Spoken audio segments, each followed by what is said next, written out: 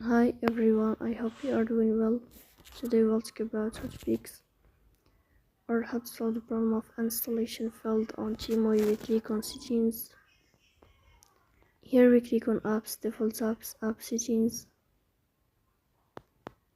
Then here you will search about Temu app and we click in this page. Then we click on first stop and we click OK. Here we click on storage.